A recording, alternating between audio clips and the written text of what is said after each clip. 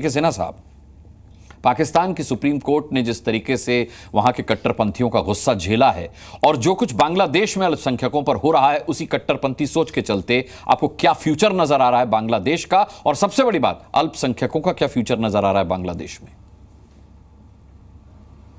जय हिंद अनुराग जी। देखिए, आपने बड़ा अहम जो डिबेट लगाया है और उसके अंदर बांग्लादेश और पाकिस्तान को पैरेलल में खड़ा किया है, तो ये बड़ा इंटरेस्टिंग इसलिए हो गया कि हमें ये एक इंटेलेक्चुअल डिबेट की तरफ जा रहा है और हमें ये देखना पड़ेगा, क्योंकि पूरे साउथ ईस्ट एशिया के अंदर में जो गजबाए हिंद या कैल्फेट की एक बात होती है, ये उसका एक स्वरूप है।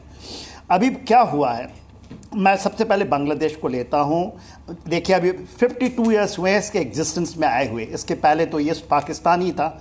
उस समय वहाँ पर 20% जो थी वो हिंदू थी आबादी, और आज वो 7.9% पे आ गई है। तकरीबन 1,30,00,000 हिंदू वहाँ पर हैं। और जिस तरह से अभी खास करके जो आप अभी देखा, जिसमें इस्लामिक छात्र शिविर है, वो एक मुखौटा है जमात इस्लामी का, वो आगे बढ़ चढ़ के लिए, और जिस तरह से चीज़ें हो रही हैं, तो एक वो है डायरेक्ट टारगेटिंग है जब इसको हम इस पहलू को लेते हैं, जब हिंदुओं को वहाँ पर देखते हैं।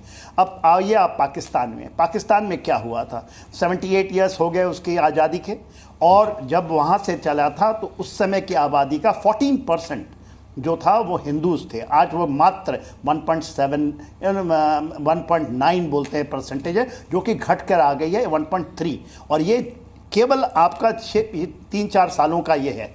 देखिए, वहाँ पर किस तरह से हिंदुओं को, और किस तरह से जब आप कहते हैं फोर्स मैरिजेस हैं, उसके बाद एक उन्होंने 1976 में सबसे पहले जब जनरल जियाउल हक आए, तो उनका कार्यकाल था प्रेसिडेंसी का 78 से 88 तक। तो 86 में 2 साल पहले ब्लास्फेमी लॉ लेकर आए, जो उसको ईशा निंदा कहते हैं, मगर एक मखौटा था।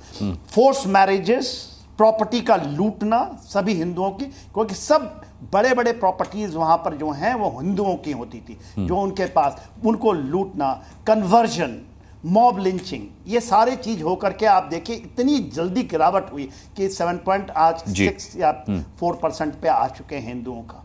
और ये इसको जब आप पूरे देखेंगे, पहले इसको आप तुलना करिए बांग्लादेश से, तो वहाँ पर ऐसा कुछ नहीं था जिसके, मगर वहां पर भी जमात इस्लामी और आईएसआई का एक गठजोड़ बना, और जिसके कारण वहां पर जो तख्ता पलट आप देखते हैं, सेम तख्ता पलट पाकिस्तान के अंदर जब होती है, तो उस समय जब ये हुआ, तो और आज के इसमें लोग नहीं जानते हैं जो आसिम मुनीर साहब हैं, ये आईएसआई से के पहले भी वहाँ पर चीफ थे, और इन्होंने ये जो नया चीज़ लगाया है, नया तरीके से जनवरी के बाद, इस साल के जनवरी के बाद जब इलेक्शंस खत्म हुआ, तो उन्होंने शेख हसीना का एक टारगेट बनाया और पूरी चीज़ों को परिस्थितियों में ला करके ये खड़ा कर दिया। ये तो बहाना है, जो आप जितनी डिबेटें होती हैं, जितनी चीज़ें होती हैं, मगर मेन मकसद क्या है कि वहाँ पर इस्लामिक छात्र शिविर के बहाने, और एक जिसमें आपने दे दिया कि वहाँ पर एक एक विनर है जो एब्सोल्युटली वेस्ट से आया हुआ है, और वहाँ पर उनका एक मुखौटा लगा करके चीज़ें अभी वहाँ बदली जा रही हैं। वहाँ जो बदली जा रही है,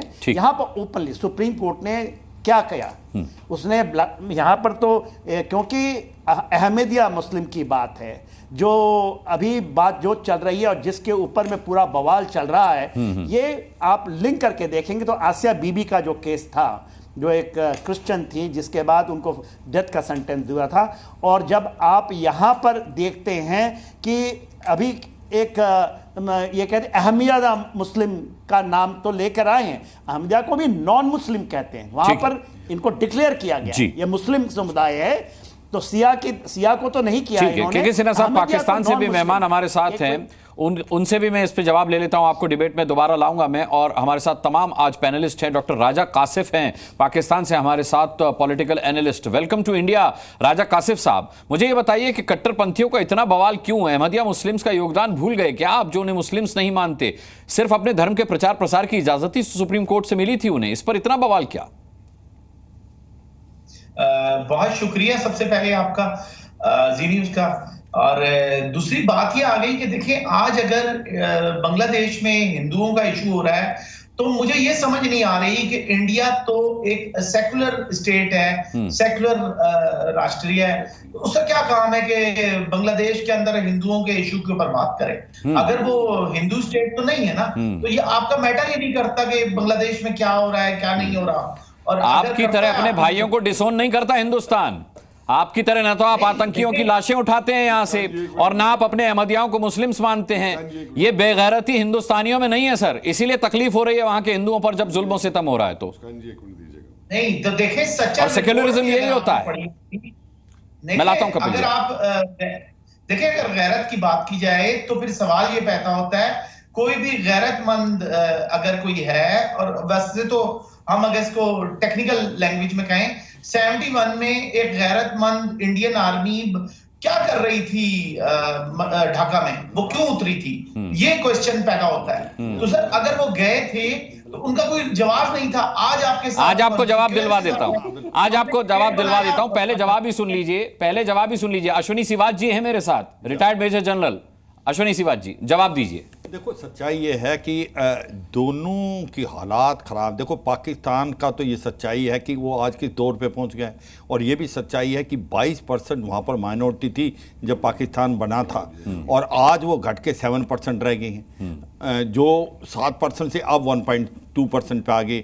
तो वो चले कहाँ गए? या तो उनको मार दिया गया, वो भाग गए, या कन्वर्ट हो गए, और उसी राह पे चल रहा है बांग्लादेश। ये सच्चाई है कि 23% थी जब बांग्लादेश ईस्ट पाकिस्तान था, फिर 14% थे 1971 में, आज वो 7% के करीब रह गए हैं। तो दुख की बात यह है कि जहां पर चाहे पाकिस्तान हो या आपका बांग्लादेश हो, वहां पर माइनॉरिटी की हालात बहुत खराब है। और जो आपने अहमदिया की बात की, जब भारत में मुस्लिम एक इस्लामिक स्टेट की बात हो रही थी तो सबसे आगे अहमदिया थे, और अहमदिया गए पाकिस्तान में, और पाकिस्तान में जाके पहले इनको नॉन मुस्लिम डिक्लेयर किया गया, और फिर इनको ये भी डिक्लेयर कर दिया कि ये मॉस्क में भी नहीं जा सकते। ये सच्चाई है, ये इनका ट्रैक रिकॉर्ड है दोनों देशों का। दुख की बात यह है कि बांग्लादेश एक प्रकार से इकोनॉमिकली बहुत अच्छा कर रहा था। जो शेख हसीना की गवर्नमेंट थी, आप देखें 15 साल में इनकी economy one of the fastest growing थी। टेक्सटाइल इंडस्ट्री बहुत अच्छा कर रही थी, क्योंकि वो एक सेकुलर लीडर थी, वो चाहती थी कि बांग्लादेश आगे बढ़े। मगर ये जिस प्रकार से ये कहीं ना कहीं जमात इस्लामी और ISI ने मिलकर ये कार्रवाई की है, कहीं ना कहीं CIA का भी हाथ है, क्योंकि वो सेंट मार्टिन आइलैंड नहीं देना चाहती थी अमेरिका को। मगर सच्चाई ये है, आप ये मान के चलें, वो बांग्लादेश जो कि पाकिस्तान से बहुत कमजोर था 1971 में, उसकी वजह यह थी इकोनॉमिकली इतना अच्छा किया कि वहां पर जो शेख हसीना की गवर्नमेंट थी वो एक तो सेकुलर थी और एक डेवलपमेंट की थी। पर दुख की बात यह है, जिस प्रकार से अब जमात इस्लामी आ गया, ISI आ गया, उसके बाद बांग्लादेश नेशनल पार्टी, ये टाइम दूर नहीं कि जो बांग्लादेश है वो पाकिस्तान के राह पे चलेगा। और ये दुख की बात है। पाकिस्तान को समझना चाहिए कि आज उनकी इकोनॉमिक कंडीशन क्या है। उनके पास 117 बिलियन डॉलर का कर्जा है, 4 बिलियन डॉलर उनको हर साल चाहिए इंटरेस्ट देने के लिए जो लोन लिया हुआ है। यही नहीं, आप उनका ये देखें कि उनके रुपये जो घट के 27% घट गया पिछले साल में, आज करीब 100 रुपए से ज्यादा इनका है वैल्यू। तो सच्चाई है कि पाकिस्तान की ये जो थी, आज बांग्लादेश जो एक बहुत ही डेवलपिंग की तरफ जा रहा था, अंडर डेवलप से डेवलपिंग में जा रहा था। 15 साल का जो इसका दौर था, एक गोल्डन पीरियड था।